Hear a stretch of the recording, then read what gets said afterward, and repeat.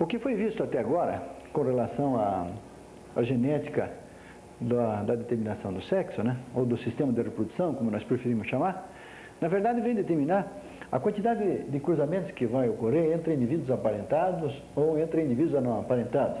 Aquilo que normalmente a gente conhece pelo nome de exocruzamento, que é uma forma, né? Vamos colocar aqui, exocruzamento, ou a antítese dele, que seria o endocruzamento. Ou seja, nós vamos passar a considerar exocruzamento, o acasalamento entre indivíduos não aparentados.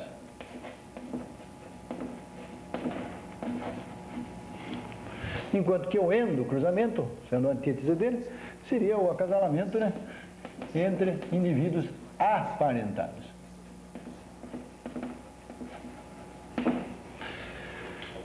Essa distinção é feita em função do fato que eles têm consequências diferentes a nível de população. Enquanto que o exocruzamento, ou seja, o cruzamento entre indivíduos não aparentados, promove a heterozigose, o endocruzamento promove a homozigose. Vamos colocar aqui, né? Então, primeiro, promove a heterozigose. E o segundo, promove a homozigose. Esse evento aqui, endocruzamento, é conhecido já de longa data. Inclusive a sociedade se coloca assim, tem posições de certa maneira até dogmáticas em relação a ele, né?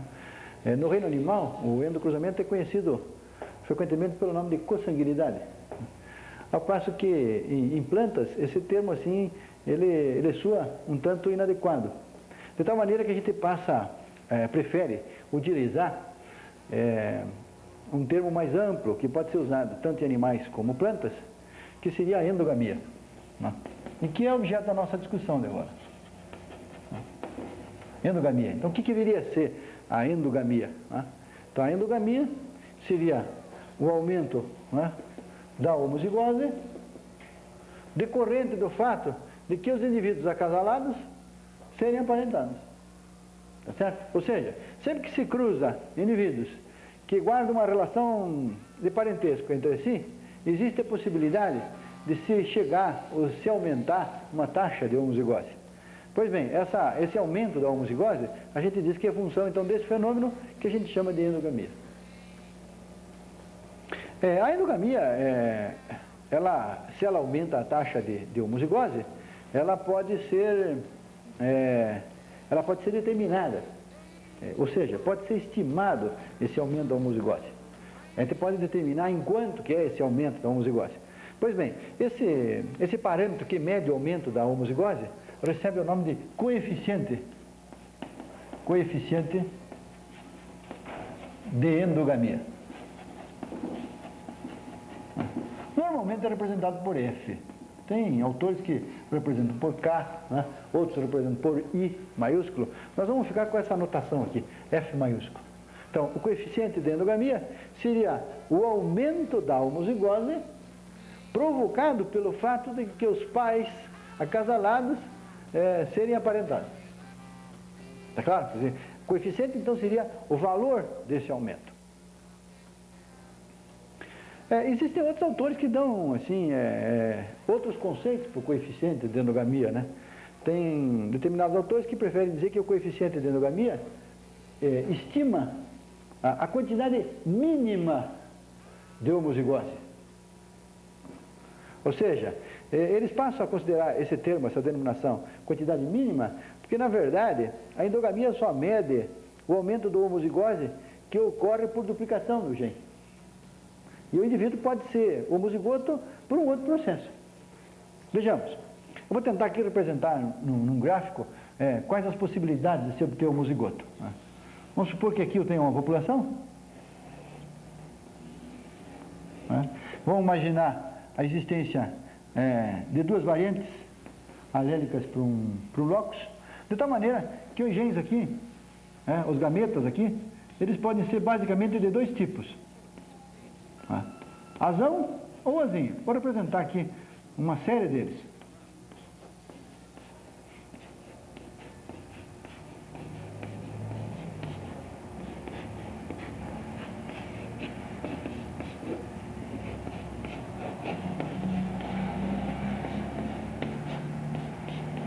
Pronto.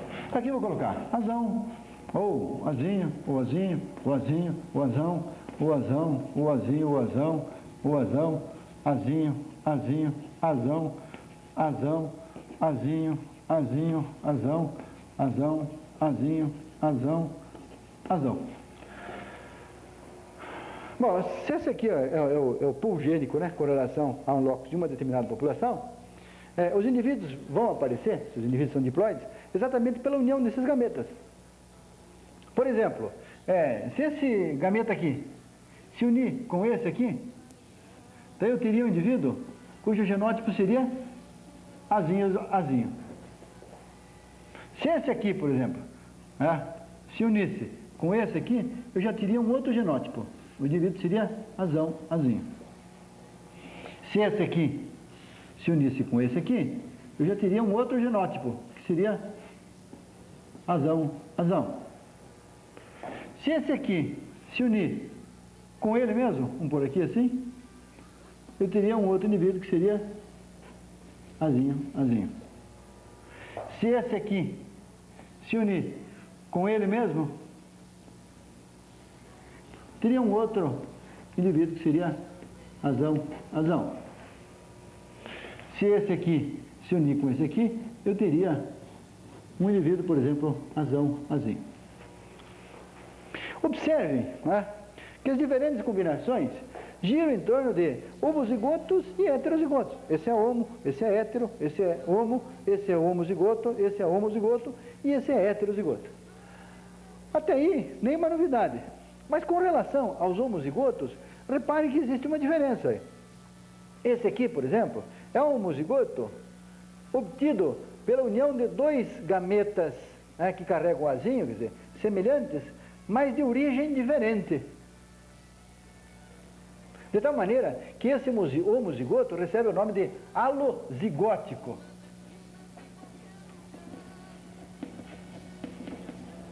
É um homozigoto alozigótico. O mesmo acontece com esse aqui, ó. Esse também é um homozigoto alozigótico. Já esse aqui, ó, reparem, esse homozigoto aqui aparece através da união de dois gametas do mesmo tipo e de mesma origem, ou seja, para isso aqui chegar lá, eu tinha um só, teve que acontecer uma duplicação desse gene, tá claro? Então esse é um homozigoto diferente. Esse é um homozigoto chamado de autozigótico.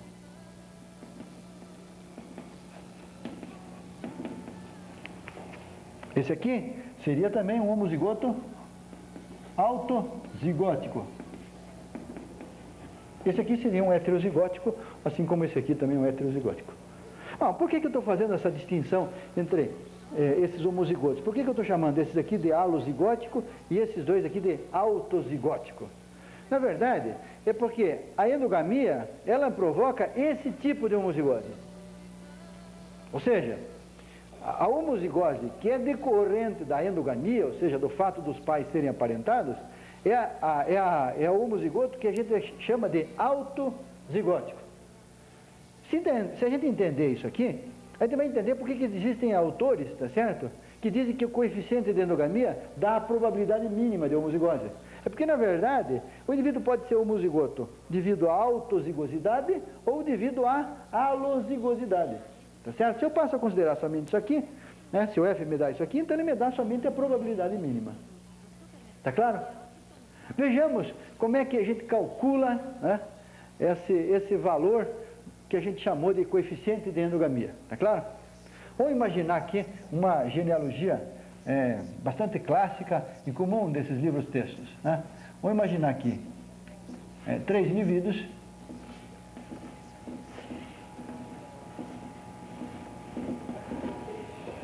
que eu vou chamar de indivíduo A, de indivíduo B e de indivíduo C.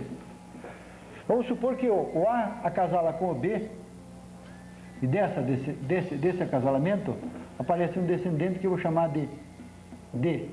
E o B acasala também com o indivíduo C, e desse acasalamento aparece o indivíduo E.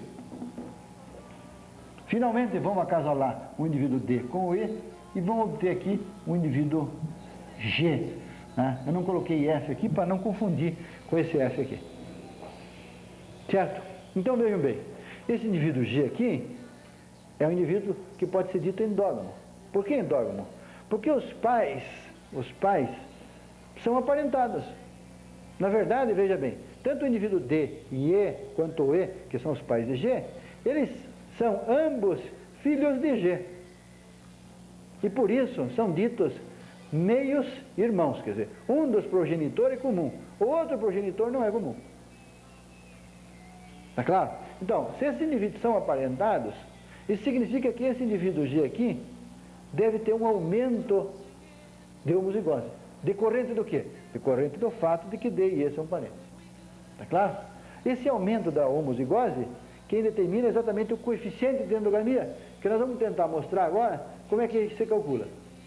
Então, vamos imaginar, eu vou lançar a mão aqui do giz colorido, né? Vamos imaginar um locus qualquer,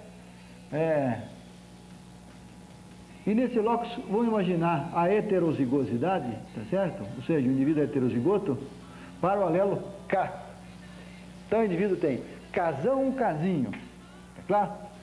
Então vejamos, quando o indivíduo B cruzou com A, ele mandou um gameta para cá. Qual seria a probabilidade dele mandar o casão? Ora, se ele tem 2 gametas, a probabilidade de vir o casão para cá, vamos pôr assim, o casão, né, deve ser meio. A probabilidade disso aqui acontecer deve ser meio. Agora, ele recebe um outro gameta daqui também, que eu não sei qual. Não vou fazer referência a ele, vou deixar esse traço. Então, partindo do princípio que ele existe esse casão, que esse casão já veio aqui, quando ele vai cruzar com o E, tá certo? Ele vai mandar também um gameta na constituição de G. Esse gameta pode ser o casão também. Se ele mandar o casão vai chegar aqui. Qual a probabilidade dele mandar o casão? Ó, se o casão existe, a probabilidade dele vir para cá seria também meio. Vamos tentar raciocinar da mesma maneira pelo outro lado. Ou seja, quando o B cruzou com o C, poderia ter mandado casão, sem dúvida nenhuma. Né? De tal maneira que poderia ter casão aqui. A probabilidade disso acontecer também seria meio. O traço é o gen que ele recebeu de C. Tendo o casão lá, poderia ter mandado o casão para cá também, quando ele cruzou com G, de tal maneira que ele poderia chegar aqui em homozigose. A probabilidade disso aqui acontecer também seria meio. Então vejam bem, eu só tinha um casão, e agora eu tenho homozigose para ele. Por isso que outros autores, né, preferem conceituar a endogamia como sendo aquele aumento da homozigose decorrendo da duplicação gênica. Percebem qual é o conceito? Quer dizer, existia um gene só, né, e em função do fato dos pais serem comuns, tá certo? Houve uma duplicação desse gene aqui, de tal maneira que ele pôde aparecer aqui em homozigose. Como a proposta do coeficiente de endogamia é exatamente medir esse valor, quer dizer, então eu poderia calcular qual é a probabilidade disso aqui acontecer. Vamos calcular aqui. Vamos pôr aqui, probabilidade do indivíduo K, melhor, probabilidade do indivíduo G, né? Probabilidade do indivíduo G ser casão. São acontecimentos independentes, de tal maneira que a probabilidade pode ser calculada pelo produto deles. Então devia ser meio vezes meio vezes meio vezes meio, ou seja, meio vezes meio vezes meio, que deve dar meio, vamos pôr aqui, vezes meio vezes meio, que é igual a meio a quarta. Como a homozigose não necessariamente diz respeito à homozigose do gene dominante, pode ser do gene recessivo, então eu poderia calcular aqui qual seria a probabilidade do indivíduo G ser homozigoto para o outro alelo, casinho, que seria, sem dúvida nenhuma, a mesma. Ou seja, seria também meio, que multiplica meio, que multiplica meio, que multiplica meio, que é igual a meia quarta. Como ambas as condições refletem a homozigose, o coeficiente de homozigose deve ser representado pela somatória dos dois. Ou seja, vamos colocar aqui, o F do indivíduo G deve ser meia quarta mais meia quarta, meio a terceira. Ou seja, meia terceira é igual a 1/8, que é igual a 0,125. Ou ainda em percentagem, poderia representar assim, 12,50%. O que representa esse valor? 12,50%. Seria a probabilidade, tá certo, de que esse locus seja homozigoto face ao fato de que os pais de G são meios irmãos. Bom, se 12,5% é a probabilidade desse locus, eu poderia extrapolar isso aqui para a totalidade dos loci do indivíduo G. Tá claro? O que vale dizer, então, que 12,5% representa também a quantidade de loci em homozigose que o indivíduo G apresenta face ao fato de que os pais são aparentados. No caso, meios irmãos. Poderia ser dito também que 12,5% é a probabilidade mínima de homozigose. Por que probabilidade mínima de homozigose? Porque vejam bem, eu só estou medindo a probabilidade de homozigose, tanto para casão como casinho, aquela oriunda daqui. Que eventualmente poderia ter vindo casão aqui. E vindo casão aqui, a probabilidade dele mandar esse casão para cá não seria mais meio, seria 1. Tá certo? Ou seja, se eu passar a considerar as outras possibilidades que eu tenho aqui em relação a A e C, e consequentemente o que veio para cá, tá certo? O que eu quero mostrar para vocês é que o indivíduo pode apresentar uma taxa de homozigose maior do que isso aí. De tal maneira que esse valor, então, passa a representar somente a probabilidade mínima de homozigose. Vamos tentar mostrar para vocês, numa genealogia, em que os indivíduos apresentem um grau de parentesco um pouco maior. Claro? Em vez de fazer os quadrinhos, agora vamos passar a representar só por letras, que é um pouco mais, bem mais fácil, né? Vamos pôr aqui L, M, N, O, B. Então vamos pôr assim. N é filho de M e L, né? As setinhas representam a descendência. Assim como O é filho de M e também de L. Logo, O e N têm os mesmos pais. E B é filho de N e O. Ou seja, o grau de parentesco entre N e O é muito maior do que entre D e E, né? Ou seja, entre D e E ele só tinha um ascendente, um progenitor em comum. Entre N e O eu tenho 2 progenitores comuns. É como se lá eles tivessem o pai comum e aqui, além do pai, eles têm também a mãe. Logo, se lá eu estou chamando eles de meios irmãos, aqui a denominação correta seria irmãos completos, ou como se fala em genética, irmãos germanos. Tá claro? Eu poderia muito bem calcular assim, mas o pessoal desenvolveu uma fórmula prática para se chegar nisso aí. Uma fórmula, uma maneira mais fácil de se calcular o coeficiente de endogamia. A fórmula é essa que eu vou representar. Quer dizer, o F de um indivíduo qualquer é igual a meio elevado a N. Onde N, repito, N é o número de indivíduos contido no esquema genealógico que vai do indivíduo considerado até o ancestral comum e deste de volta até ele. Eu vou repetir acompanhando aqui. N é o número de indivíduos contido no esquema genealógico que vai do indivíduo considerado, no caso G, até o ancestral comum e deste de volta até ele. Não conta ele. Então veja quantos indivíduos eu tenho. 1, 2, 3. Então a fórmula aqui ficaria meio ao cubo, exatamente o que nós chegamos. Então vamos usar essa fórmula aqui agora, no segundo caso. Bom, aqui, ó, se eles são irmãos germanos, existem dois ancestrais comuns. Isso significa que eu vou ter que usar a fórmula duas vezes. Ou seja, essa fórmula deve caminhar para isso aqui, ó. Vamos botar ela de uma maneira mais correta. F igual a somatória dos I caminhos diferentes de meio elevado a NI. Tá certo? Ou seja, o I que eu estou acrescentando aí diz respeito somente aos diferentes caminhos, ou seja, aos diferentes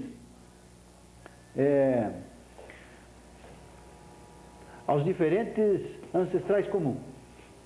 Então vamos ver como é que a gente usa a fórmula aqui, né? Essa não é a fórmula definitiva ainda, depois nós vamos chegar um pouquinho mais nela. A primeira coisa que a gente faz é determinar quais os caminhos que eu tenho, quais os esquemas genealógicos, né?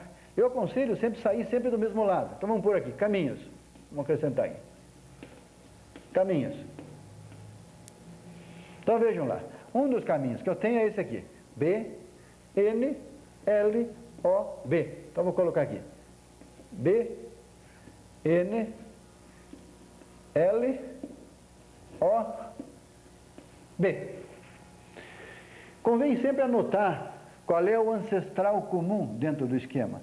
E a gente encontra o ancestral comum, normalmente é o indivíduo da onde partem setas em sentidos diferentes. Olha aqui, o indivíduo L parte uma seta para cá, outra para cá. Então L seria o ancestral comum. Vou marcar aqui o L.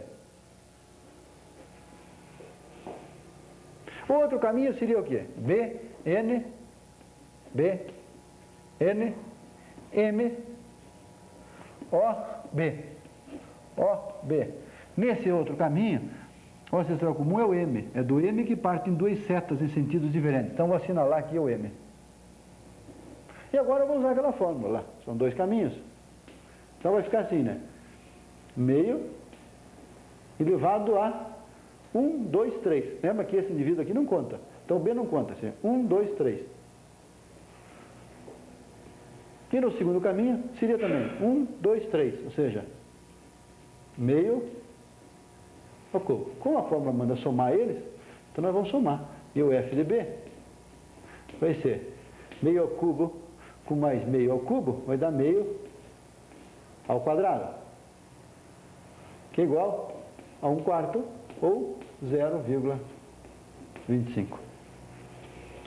Ou seja, em percentagem poderia afirmar que o indivíduo B deve ter pelo menos 25% dos seus lotes em homozigose, decorrente, repito, do fato de que seus pais, NO, são irmãos completos ou irmãos germanos.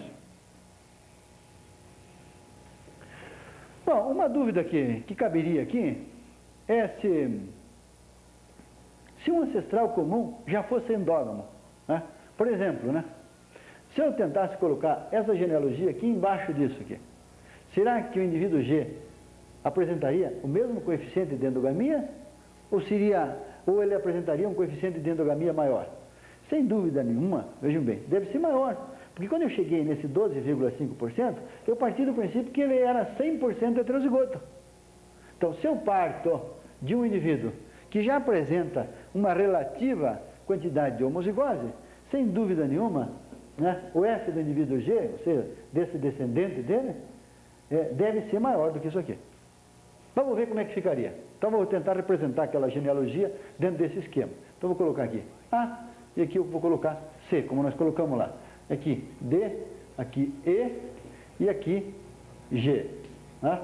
Então, o B é pai de D e o A também.